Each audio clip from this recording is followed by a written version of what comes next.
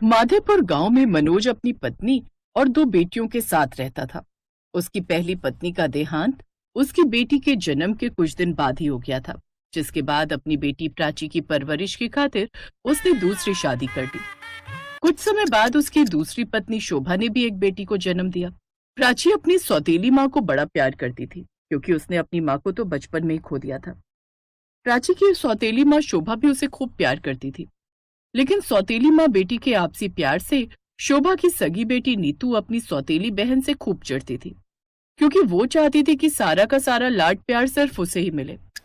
जब वो दोनों बड़ी हुई तो उनके माता पिता ने उन दोनों की शादी एक ही घर में करने का फैसला किया। मैं अपनी दोनों बेटियों की शादी एक ही घर में करना चाहता हूँ, ताकि दोनों बहनें हमेशा एक साथ एक ही घर में रह सकें। ऐसा रिश्ता मिल गया है जी। कल ही मेरी पड़ोस वाली सरला काकी से बात हुई थी। उसने ही मुझे बताया था कि दो भाई हैं, दोनों भाई अपनी अपनी खेती करते हैं। उनके बीच पहले से ही सब कुछ बटा हुआ है, इसलिए कल को दोनों भाइयों के बीच झगड़ा भी नहीं होगा। तो हम 2 दिन बाद लड़के वालों से मिलकर बात आगे बढ़ाते हैं। फिर 2 दिन बाद सारी बात आगे बढ़ती है। कुछ दिन बाद दोनों बहनें शादी कर अपने ससुराल आ जाती हैं। उन दोनों का घर आमने सामने ही था। उन दोनों की शादी के बाद सब कुछ अच्छे से चल रहा था। वो भाई खूब मन लगाकर अपने खेतों में काम करते, लेकिन जब फसल बनकर तैयार हुई तो एक रोज तेज बारिश के चलते उनकी सारी फसल खराब हो गई। हमारा तो सब कुछ बर्बाद हो गया। आप चिंता मत कीजिए जी, कुछ न कुछ ठीक हो जाएगा। उधर नीतू भी इस बात से खूब परेशान थी। अब हम क्या करेंगे? तुम भी ना, तुम्हें बिल्कुल भी अकल नहीं है। सारी फसल खराब हो गई ना। अब इसमें मैं क्या करूं? मुझे क्या पता था कि सारी फसल खराब हो जाएगी। ऐसे ही समय बीता। फिर एक रोज दिन पर दिन सारी जमा पूंजी खत्म होती जा रही है। अब हम क्या करेंगे प्राची? आप चिंता मत कीजिए जी, मैं बहुत ही अच्छी रुमाली रोटी और कतई कबाब बना लेती हूँ। शादी से पहले मैं अक्सर बनाती थी। मेरे हाथ की कतई कबाब और रुमाली रोटी सबको बड़ी पसंद आती थी। मैं सोच रही थी कि अपने गांव में ऐसा एक भी ठेला नहीं है, तो क्यों ना मैं कतई कबाब और रुमाली रोटी बनाकर बेचूं। नीतू को भी इस वक्त घर चलाने में मुश्किल हो रही होगी, तो क्यों ना हम दोनों मिलकर ये काम शुरू कर लेंगे। मैं आज ही इस बारे में जाकर उससे बात करूंगी। शाम को प्राची अपनी बहन नीतू के घर जाती है और उसे सारी बात बताती है, लेकिन नीतू तो शुरू से ही उसे पसंद नहीं करती थी। ये प्राची की बच्ची ना बड़ी चालाक है। मैं जानती हूँ ये सब क्यों कर रही थी, ताकि इस काम के लिए मैं भी पैसे लगाऊं, साथ ही बड़ी होने के नाते सारा काम मुझ पर ही डाल देगी। क्या हुआ, किस सोच में पड़ गई? बताना तूने क्या सोचा। तू चिंता मत कर, मैं सब संभाल लूंगी। अब बता क्या करना है।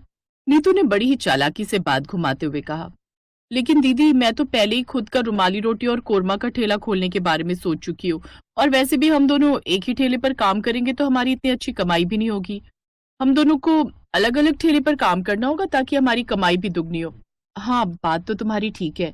अच्छा ठीक है, फिर मैं कतई कबाब और रुमाली रोटी का ठेला लगा लूंगी, और तुम अपना रुमाली रोटी और कोरमा का ठेला लगा लेना। और मैं जानती हूँ मेरी बहन बहुत अच्छा खाना बनाती है, इससे तुम्हारा ठेला भी खूब चलेगा। अच्छा मैं चलती हूँ। आई बड़ी मेरी बराबरी करने वाली। कुछ दिन बाद दोनों बहनें अपनी अपनी बचत से काम शुरू कर देती हैं और बीच बाजार में ठेला लगा लेती हैं। प्राची मैदे में नमक डालकर उसकी रुमाली रोटी और साथ ही कबाब का चूरा बनाकर उसमें मसाले डालकर बनाकर तैयार कर लेती है। उसके कतई कबाब साथ में हरे धनिये पुदीने की चटनी और सलाद की खुशबू पूरे बाजार में फैल जाती है। ग्राहक उसके ठेले की तरफ खींचे चले आते हैं। अरे वाह, इस ठेले से बहुत अच्छी खुशबू आ रही है। वाह वाह वाह, कबाब। सिर्फ कबाब नहीं भाई साहब, बल्कि कतई कबाब की खुशबू है ये। अच्छा, ये तो पहली बार नाम सुना है। मेरे लिए बना दो जल्दी से। प्राची जल्दी से कतई कबाब और रुमाली रोटी बनाकर देती है, जिसे खाते ही ग्राहक अपनी उंगलियां चाटता रह जाता है। वाह बहन जी, क्या कमाल का स्वाद है आपके इस कथई कबाब में। भाई मजा आ गया। कितने रुपए हुए? जी 60 रुपए। अच्छी बात है, ये लीजिए। कुछ भी कहो, आपके हाथों में तो कमाल का स्वाद है। शुक्रिया भाई साहब। वैसे सामने वाले ठेले पर मेरी बहन रुमाली रोटी और कोरमा बनाकर बेच रही है। आप उसके हाथ का बना खाना भी चखिए, आपको जरूर पसंद आएगा। ठीक है, आप कहती हैं तो जाकर देखता हूँ। अब वो नीतू के ठेले पर भी जाते हैं, लेकिन ग्राहकों को जो स्वाद प्राची के हाथों के बने खाने में आता है वो नीतू के खाने में नहीं। हमें तो आपकी बहन ने भेजा था ये कहकर कि आप भी बहुत अच्छा खाना बनाती हैं, लेकिन ये तो हमें बिल्कुल भी पसंद नहीं आया। जो स्वाद आपकी बहन के हाथों में, वो आपके हाथों में नहीं है। बिल्कुल ठीक कहा आपने भाई साहब, इसके खाने में वो स्वाद नहीं है। हम बेकार ही पैसे खर्च कर दिए। हाँ हाँ, तो जाओ यहाँ से, और आज के बाद मेरे ठेले के आसपास फटक भी मत जाना, समझे? ना जाने इसकी रुमाली रोटी और कतई कबाब में ऐसा क्या स्वाद है जो मेरे खाने में नहीं। लेकिन अगर ऐसे ही चलता रहा तो ये अच्छे पैसे कमाने लगेगी और मेरा ठेला कहीं बंद ना हो जाए। नहीं नहीं, उससे पहले मुझे ये जानना होगा कि ये अपने इस कथई कबाब का मसाला कैसे तैयार करती है, कि उसमें ऐसा कुछ तो जरूर डालती है जिससे मसाले का स्वाद बढ़ जाता है। उसी शाम वो अपनी बहन के घर जाकर उससे ये रेसिपी सीख लेती है और अगले दिन से ही वो भी बाजार में रुमाली रोटी और कथई कबाब का ठेला लगा लेती है, जिससे अब प्राची के ठेले के साथ साथ नीतू के ठेले पर भी ग्राहक आने लगते हैं। वाह बहन जी, आज तो आपने भी बहुत ही अच्छे कथई कबाब और रुमाली रोटी बनाई है। हाँ, इतना अच्छा तो नहीं है, लेकिन फिर भी अगर आधे दाम में थोड़ा बहुत टेस्ट ऊपर नीचे हो भी जाए तो क्या ही फर्क पड़ता है। दरअसल नीतू जब आधे दाम में कथई कबाब रुमाली रोटी के साथ बनाकर बेच रही थी, जिससे ग्राहक थोड़ा सस्ता खाने के लिए वहां आ जाते हैं। अब मजा आएगा। अब इसके ग्राहक हुए मेरे, और अब बस कुछ दिनों की बात है, फिर तो मैं इसका ठेला यहाँ से हटवा कर ही रहूंगी। अब वो अपनी ही बहन के खिलाफ षड्यंत्र रचने लगती है और एक रोज शाम को घर जाते हुए वो एक आदमी को कुछ पैसे देने लगती है। तुमने जितने पैसे मांगे थे मैंने दे दिए, अब मेरा काम अच्छे से होना चाहिए। आप चिंता मत करिए, सब काम बराबर होगा। अगले दिन जब प्राची शाम को अपना ठेला लेकर घर लौट रही थी, उसे लौटने में थोड़ा अंधेरा हो गया। तभी जग्गा नाम का गुंडा वहां आ गया और उसने प्राची से सारे पैसे लूट लिए, साथ ही उसका ठेला भी तोड़ दिया। साथ ही प्राची को डराकर वहां से भगा देती है।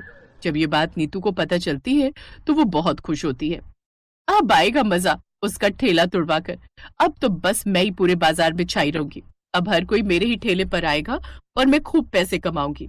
लेकिन उसकी ये बात उसका पति सुन लेता है और उसे अपनी पत्नी पर बड़ा ही गुस्सा आता है। वो उस पर चिल्लाते हुए कहता है, तुम्हें बिल्कुल भी शर्म नहीं आई अपनी बहन के साथ ऐसा करते हुए?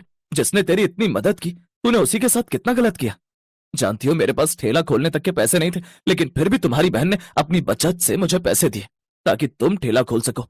लेकिन मैं नहीं जानता था कि तुम्हारे मन में उनके लिए इतना जहर घुला है कि तुमने अपनी ही बहन का ठेला उजाड़ दिया।